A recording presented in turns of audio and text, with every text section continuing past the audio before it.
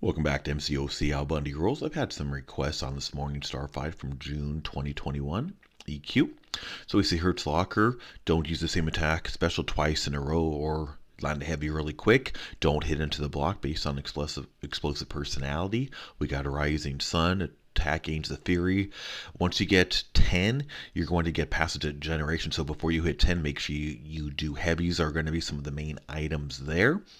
And then, of course, Morningstar, you're going to want someone who has bleed immunity available. Otherwise, you can get those bleeds going on really good. So based on all those, of course, Magneto would be a pretty obvious easy fit too, but decided to use somebody different.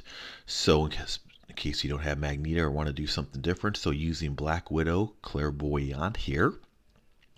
And so my main strategy with her is one, I'm going to take advantage of her bleed immunity, and meaning I'm going to primarily do mediums or heavies into Morningstar while on my first phase. I'm not going to rotate out right away because that's going to let me build up charges. I went to an S3, so that is going to activate if an Awoken Claire.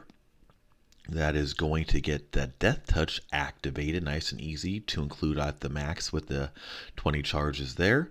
And right now I could do a little stuff, but I'm actually trying to bait out that S1. And there we go. S1's just a little smoother to Dex than say the S2, which isn't too bad either. But I always prefer a hand-to-hand Dex as opposed to those ranged projectiles.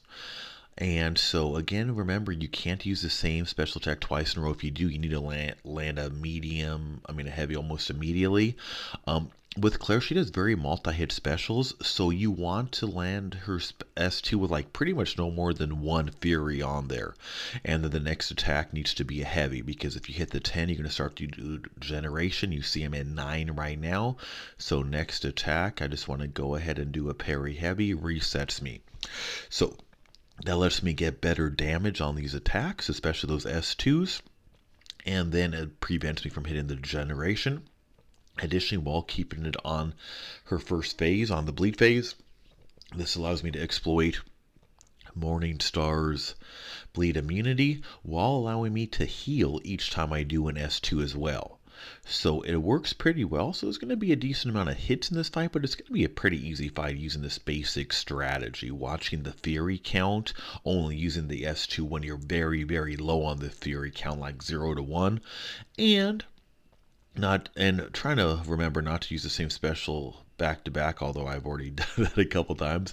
But if you do, you are able to regain the health from the regeneration. So throwing in S1 in between S2s could be good. I'm running recoil, so I haven't been doing that as much as I probably could have, but knowing I can get through that, the regeneration I gain, the heal I gain back from that S2 on this is going to easily balance stuff out on that.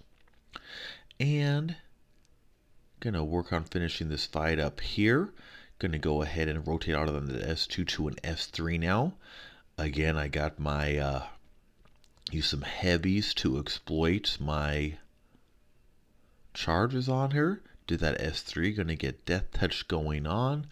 But at this point, enough damage was done with that S3 that was just able to KO her. So pretty easy. Follow those basic steps. Again, rotate your specials. Claire works amazing. But if not, you just want to bleed immune. Watch those Fury charges. Keep it under 10.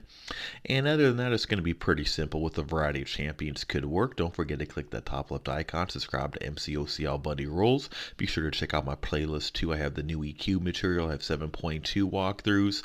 Also have a lot of other good stuff. Thanks so much for watching.